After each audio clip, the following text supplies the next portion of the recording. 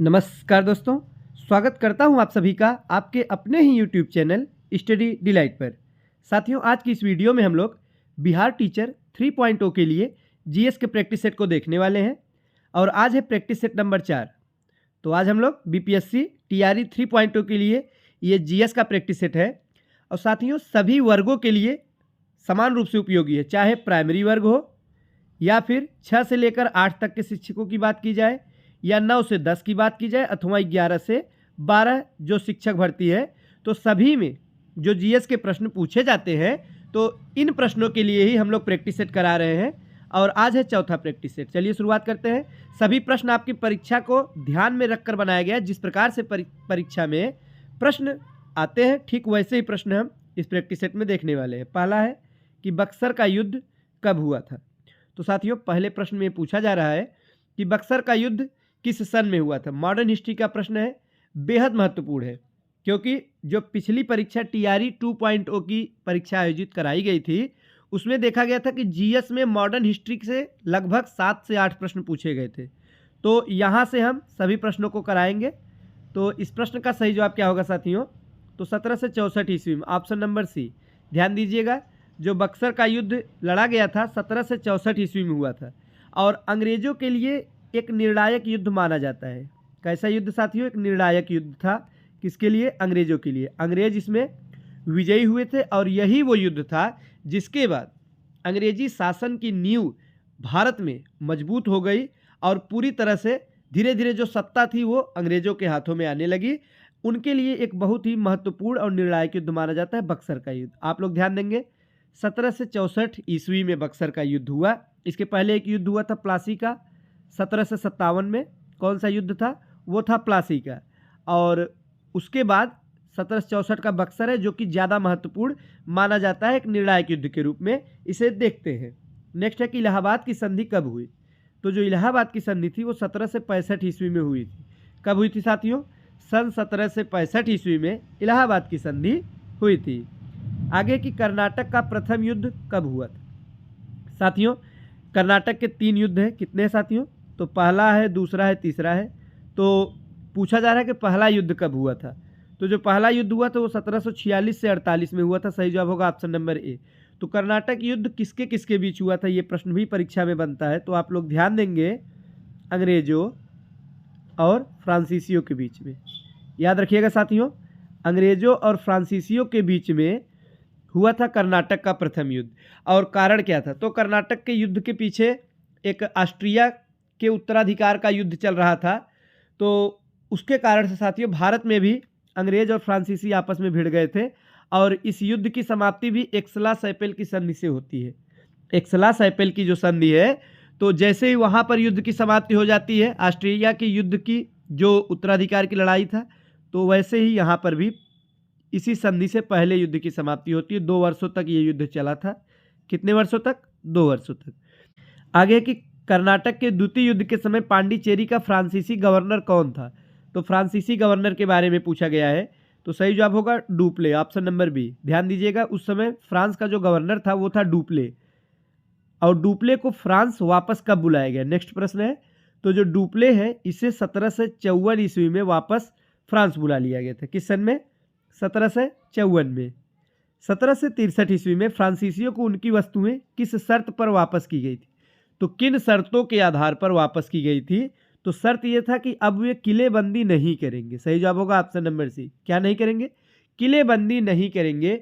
इसी शर्त पर उनकी वस्तुएं वापस की गई थी। नेक्स्ट है कि प्लासी का युद्ध किसके किसके बीच हुआ था। तो साथियों किसके किसके बीच हुआ था, इससे पहले कब हुआ था, इसको जानना जरूरी है। तो 1757 में। कब हुआ?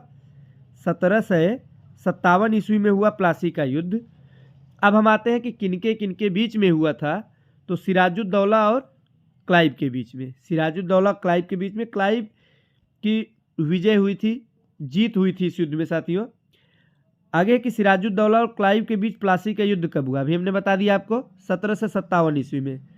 सही जवाब होगा ऑप्शन नंबर सी। 1757 ईस्वी में प्लासी में युद्ध हुआ। प्लासी कहाँ पड़ता है? तो पश्चिम बंगाल में पड़ता है। याद रखिएगा, पश्चिम बंगाल का जगह है प्लासी, यहीं पर युद्ध हुआ था। नेक्स्ट है कि लॉर्ड वेलेस्ली भारत का गवर्नर जनरल कब बना। तो किस सन में बना था? तो 1798 ईस्वी में। आप लोग बताएंगे 1798 ईस्वी। पिंडारी कौन थे साथियों? तो बताइए पिंडारी कौन थे? तो इस प्रश्न का सही जवाब होगा ऑप्शन नंबर ए, लूट मार करने वाले थे। अगर आप लोग बाहुबली मूवी देखे होंगे तो उसमें पिंडारी के बारे में दिखाया गया है। अगर आप लोग मूवी देखे होंगे साथियों तो आसानी से आप लोग बता लेंगे पिंडारी कौन थे। तो लूट मार करने वाले, तो उसमें दिखाया गया है पिंडारी लूट मार किए थे। तो लूट मार भी इनके जीवन यापन का स्रोत होता था। ये लूट लेते थे साम्राज्य को, छोटे छोटे राज्यों को, उसी से अपना भरण पोषण करते थे। ये थे पिंडारी। आगे की लॉर्ड हेस्टिंग्स भारत के गवर्नर जनरल कब बने? तो कब बने साथियों? तो आपका सही जवाब होगा 1813 ईस्वी में, ऑप्शन नंबर सी। प्रथम सिख युद्ध कब हुआ? तो जो पहला सिख युद्ध था वो 1845 ईस्वी में लड़ा गया। कब लड़ा गया था? 1845 में। भारत का प्रथम परमाणु केंद्र स्थापित किया गया। जो भारत का पहला परमाणु केंद्र था साथियों, तारापुर में स्थापित किया गया था। ऑप्शन नंबर डी हमारा ठीक जवाब हो जाएगा। आगे की कौन सा खनिज तेल क्षेत्र नहीं है? खनिज तेल क्षेत्र यानी जहाँ से खनिज तेल उत्पादन होता है साथियों, तो कौन सा इसमें से खनिज तेल क्षेत्र नहीं है ये हमें बताना है। तो इसमें से इस प्रश्न का जो हमारा सही जवाब होगा वो होगा Raniganj, option number A, Raniganj. Kolar किस प्रदेश में स्थित है? तो साथियों जो कोलार है यह कर्नाटक में स्थित है। कहाँ पे है? कर्नाटक में। कर्नाटक में भारत में सर्वाधिक सोना अगर कहीं पाया जाता है तो कर्नाटक, कोलार तो है ही, साथ ही साथ एक और खान है हट्टी की खान, पूछा जाता है हट्टी कोलार, ये दोनों कर्नाटका में स्थित है। और कर्नाटक में भारत में सर्वाधिक सोना जो प्राप्त होता है, उत्पादन होता है, वो कहाँ पे? कर्नाटक में ही होता है। नेक्स्ट है कि कर्नाटक का शिव समुद्रन पन बिजली घर कब प्रारंभ हुआ? कब प्रारंभ हुआ साथियों? तो 1902 ईस्वी में प्रारंभ हुआ। ऑप्शन नंबर बी हमारा ठीक जवाब होने वाला है। आगे की रेलवे तथा बैंक ये किस सूची में आते हैं? तो आप सभी जानते होंगे 3 सूचियां हैं। एक है संघ सूची या केंद्र सूची कहते हैं, दूसरी है राज्य सूची, और तीसरी कौन सी है? समवर्ती सूची। तो जो संघ सूची है इसमें क्या है? ऐसे विषय शामिल है जिसके बारे में कानून बनाने का अधिकार केवल संघ सरकार या केंद्र सरकार को है। राज्य सूची में ऐसे विषय शामिल है जिनके संबंध में नियम बनाने का, कानून बनाने का अधिकार राज्य को है। समवर्ती में ऐसे जो दोनों में है, जैसे साथियों शिक्षा समवर्ती सूची का विषय है, तो समवर्ती सूची में ऐसे विषय शामिल है जिन पर दोनों को अधिकार है, संघ और राज्य दोनों को। तो हमें बताना है कि जो रेलवे तथा बैंक है ये किस सूची में आते हैं? तो केंद्र सूची में आते हैं। रेलवे किस सूची में आता है और बैंक केंद्र सूची के विषय यानी संघ सूची में आते हैं। और इन तीनों सूचियों के बारे में किस अनुसूची में मिलता है? तो 7वीं अनुसूची में। इसके बारे में भी जानते रहिएगा। खेती तथा सिंचाई किस सूची के विषय है साथियों? तो खेती तथा सिंचाई ये राज्य सूची के विषय है। ध्यान दीजिएगा, किसान से संबंधित है खेती तथा सिंचाई, तो आप लोग किसान से कोरिलेट करके याद करेंगे राज्य सरकार किसान। कहते हैं राज्य सरकार किसान है और किसानों की आमदनी दुगनी करेंगे हमेशा राज्य सरकार द्वारा या केंद्र सरकार द्वारा तरह तरह कर जो है स्कीम लाए जाते हैं किसानों को लेकर। फसलों के लिए न्यूनतम समर्थन मूल्य भी जारी किए जाते हैं। तो खेती तथा सिंचाई आप लोग ध्यान देंगे राज्य सूची का विषय है। वर्तमान में लोकसभा में निर्वाचित सदस्यों की संख्या कितनी है? कितनी साथियों?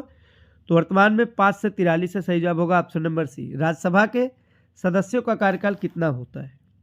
तो राज्यसभा की बात की गई है, आप लोग ध्यान देंगे। राज्यसभा के सदस्यों का कार्यकाल होता है 6 वर्ष। कितने वर्ष? 6 वर्ष। वही अगर लोकसभा की बात की जाएगी तो आप लोग 5 वर्ष बताएंगे। तो राज्यसभा के सदस्यों का कार्यकाल 6 वर्ष है। एक प्रश्न और पूछा जाता है कि राज्यसभा का पदेन सभापति कौन होता है? तो उपराष्ट्रपति। कई बार पूछा गया प्रश्न साथियों कि राज्यसभा का पदेन सभापति कौन होता है? पदेन सभापति। तो पदेन सभापति कौन होता है? तो कोई और नहीं बल्कि उपराष्ट्रपति ही पदेन सभापति राज्यसभा के होते हैं। उच्चतम न्यायालय यानी सुप्रीम कोर्ट के न्यायाधीश का कार्यकाल कितनी आयु तक होता है? तो अंतिम आयु कितनी है? 60 है कि 62 है, 65 है? तो उच्चतम न्यायालय की बात की गई तो 65 वर्ष होगा। वही हाई कोर्ट की बात की जाएगी तो 62 वर्ष है। सही जवाब होगा ऑप्शन नंबर ए। सर्वोच्च न्यायालय के न्यायाधीशों की नियुक्ति करता है, कौन करता है साथियों? राष्ट्रपति। ध्यान देंगे, ऑप्शन नंबर ए हमारा ठीक जवाब हो जाएगा, राष्ट्रपति। अब हम बढ़ते हैं अपने अगले प्रश्न की तरफ, जो है कि भारतीय संविधान की 8वीं अनुसूची में कितनी भाषाओं का उल्लेख मिलता है? कितनी भाषाओं का उल्लेख है साथियों? तो सबसे पहले यहाँ से 2 प्रश्न पूछता है। एक तो आपको ये पता होना चाहिए कि 8वीं अनुसूची में क्या है, तो आप बताएंगे 8वीं अनुसूची में क्या है? भाषा है। 8वीं अनुसूची में क्या है? भाषा है। दूसरा प्रश्न ये है कि कितनी भाषाओं का उल्लेख है, तो कुल 22 भाषाओं का। कितनी? कुल 22 भाषाओं का उल्लेख है साथियों संविधान की 8वीं अनुसूची में। आगे कि भारत के संसद से क्या आशय है? आप संसद से क्या समझते हैं? संसद यानी क्या?